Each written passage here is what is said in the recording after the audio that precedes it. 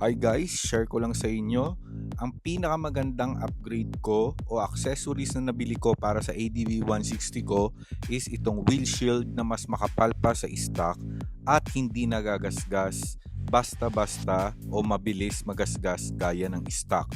At ang kagandahan pa dito sa wheel shield na to, gumagamit kasi ako ng enhancer bracket na napakaraming bolts. As you can see, napakarami niyang bolts. Kaya ang pinili ko ay yung color black para hindi makita yung mga bolts na nandoon sa face enhancer bracket.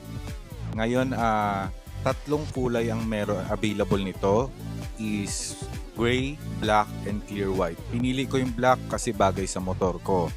And then, nagustuhan ko sa black kasi hindi nakikita yung mga bolts na nakakabit sa bracket ng face enhancer ko. Kaya bago magkaubusan, click nyo ng yellow basket, bili na po kayo. Thank you!